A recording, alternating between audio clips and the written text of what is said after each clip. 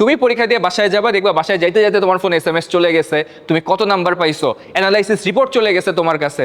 শুধু তাই না, এরপরে দেখতে পারবা ব্রাঞ্চের মধ্যে তোমার পজিশন কত এবং সারা দেশের মধ্যে তোমার পজিশন কত। সারা দেশের শিক্ষার্থীদের মাঝে পরীক্ষা নেওয়ার ব্যবস্থা আছে কিনা, যে ভাইয়া বা আপু প্রশ্ন করেছো, আমি যদি ঠিক বুঝে থাকি এটাই হয়তো জানতে চেয়েছো যে আমাদের একই প্রশ্নপত্রে সারা দেশব্যাপী সব স্টুডেন্টরা পরীক্ষা দেয় কিনা এবং তারপরে হচ্ছে সেন্ট্রালি মেরিট লিস্ট দেওয়া হয় কিনা। যদি সেটাই হয় তাহলে আমি বলতে চাই যে উদ্ভাসে ভর্তি হওয়ার পরে তুমি প্রত্যেক দিন অফলাইন ক্লাস শেষে একটা করে ডেইলি এক্সাম দিবা, সপ্তাহ শেষে তোমার একটা উইকলি এক্সাম এবং মাস শেষে তোমার মান্থলি এক্সাম। এবং এই প্রত্যেকটা এক্সাম হয় একদম ভার্সিটির স্ট্যান্ডার্ড প্রশ্ন অনুযায়ী এবং এখানে নেগেটিভ মার্কস সহ তোমাকে কাউন্ট করা হয়।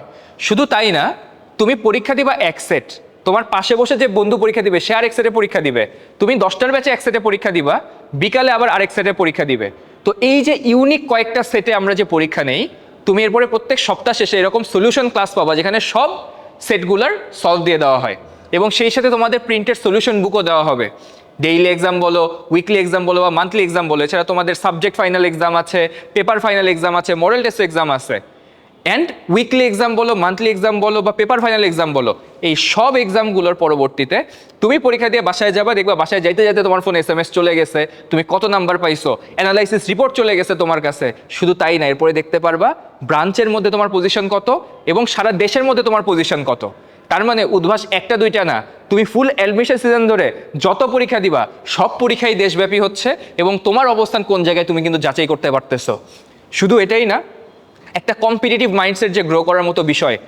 দেশের 64 জেলায় উদ্ভাসের ব্রাঞ্চ আছে, শুধুমাত্র জেলা পর্যায়ে না, এখন উপজেলা পর্যায়ে পর্যন্ত মোট আমাদের 111টা ব্রাঞ্চ।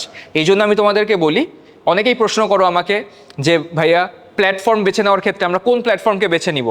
আমি বলি যে উদ্ভাসে আসতে হবে এমন কোনো কথা আমি বলি না, আমি বলি তোমাদের নাক চোখ কান খোলা রাখো, এমন একটা জায়গায় যাও যাদের সারা দেশব্যাপী ব্রাঞ্চ আছে এরকম এবং সবার মধ্যে এরকম তোমার সেন্ট্রাল মেরিট লিস্ট দিচ্ছে এবং যাতে তুমি যাচাই করতে পারো সারা দেশের মধ্যে তোমার অবস্থানটা কোথায়, যাতে ভার্সিটি ভর্তি পরীক্ষায় বসার আগেই তুমি এরকম হাজারখানেক পরীক্ষা দিয়ে যাতে নিজেকে যাচাই করে নিতে পারো যে আমি পরীক্ষা দিলে আমার ফলাফলটা কেমন হইতে পারে।